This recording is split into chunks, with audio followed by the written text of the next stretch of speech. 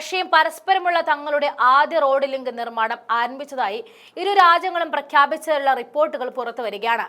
അതിർത്തിയിലെ ഒരു നദിക്ക് കുറുകെയുള്ള പാല നിർമ്മാണം ഇരു രാജ്യങ്ങളും തമ്മിൽ വളർന്നു വരുന്ന ബന്ധത്തിന്റെ ഏറ്റവും വലിയ ചിത്രമാണ്.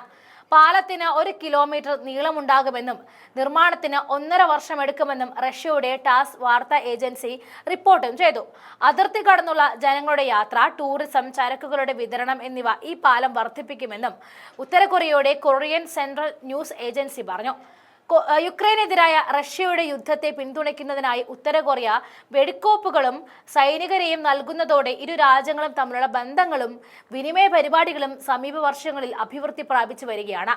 ഉത്തര കൊറിയയും റഷ്യയെയും ബന്ധിപ്പിക്കുന്ന ഒരു റെയിൽവേ പാലവും വ്യോമ സേവനവും ഇതിനകം തന്നെ നിലവിലുണ്ട്. 2024 ജൂണിൽ റഷ്യയുമായും ചൈനയുമായും ഉത്തര കൊറിയയുടെ അതിർത്തികളിലൂടെ ഒഴുകുന്ന ടുമെൻ നദിക്ക് കുറുകെ വാഹനങ്ങൾക്കായി ഒരു പാലം നിർമ്മിക്കാൻ ഇരു രാജ്യങ്ങളും തീരുമാനിച്ചിരുന്നു.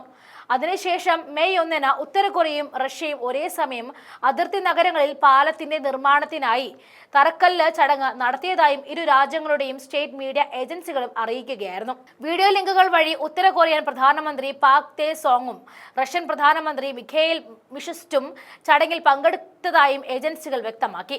ഉഭയകക്ഷി ബന്ധത്തിലെ ചരിത്ര സ്മാരകമായി പാലത്തിന്റെ നിർമ്മാണം ഓർമ്മിപ്പിക്കപ്പെടുമെന്നും പാക് തേ പറഞ്ഞതായിട്ടും KCNA റിപ്പോർട്ട് ചെയ്തു.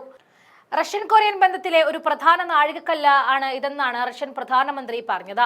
നമ്മുടെ ഇരു രാജ്യങ്ങളും തമ്മിലുള്ള അടുത്ത സഹകരണത്തിന് വിശ്വസനീയമായ ഒരു അടിത്തറ സൃഷ്ടിക്കുകയാണിതെന്നും അദ്ദേഹം വ്യക്തമാക്കി.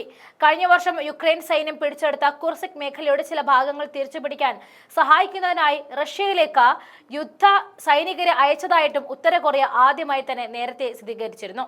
റഷ്യൻ പ്രസിഡന്റ് വ്ളാഡിമിർ പുടിൻ ഉത്തര കൊറിയക്ക് അതിന് നന്ദി പറയുകയും റഷ്യക്കായി ഉത്തര കൊറിയൻ സൈനികരുടെ ത്യാഗങ്ങൾ മറക്കില്ല എന്ന വാഗ്ദാനം ചെയ്യുകയും ഒക്കെ ചെയ്യുകയുമുണ്ടായി. ഏപ്രിൽ 30 നിയമസഭാംഗങ്ങളുമായി പങ്കിട്ട ദക്ഷിണ കൊറിയൻ സർക്കാർ ഇന്റലിജൻസ് വിലയിരുത്തൽ പ്രകാരം ഉത്തര കൊറിയ ഏകദേശം 15,000 സൈനികരെ റഷ്യയിലേക്ക് അയച്ചിട്ടുണ്ട്. അവരിൽ 4,700 പേർ കൊല്ലപ്പെടുകയോ പരിക്കേൽക്കുകയോ ചെയ്തിട്ടുണ്ട്. ഉത്തര കൊറിയയുടെ പരമ്പരാഗത ആയുധങ്ങൾ വിതരണം ചെയ്യുന്നതിന് പകരമായി റഷ്യ അവർക്ക് വ്യോമ പ്രതിരോധ മിസൈലുകളും ഇലക്ട്രോണിക് യുദ്ധ ഉപകരണങ്ങളും ഡ്രോണുകളും ചാര ഉപഗ്രഹ വിക്ഷേപണത്തിലുള്ള സാങ്കേതിക വിദ്യ എന്നിവ നൽകിയിട്ടുണ്ടെന്നും ദക്ഷിണ കൊറിയ പറയുന്നുണ്ട്. അതായത് ഈ അമേരിക്കയുടെ ഏറ്റവും വലിയ ശത്രുക്കളിൽ ഒരാളാണ് ഈ കൊറിയക്കാർ. അതിൽ റഷ്യയും കൊറിയയും തമ്മിൽ ഒന്നിക്കുമ്പോൾ യഥാർത്ഥത്തിൽ നെഞ്ചെടുപ്പ് ഏറുന്നത് അമേരിക്കക്ക് തന്നെ. കാരണം യുക്രൈൻ യുദ്ധത്തിൽ ഇവരെല്ലാവരും ഇരു ചേരിയിലാണ് എന്നത് തന്നെ.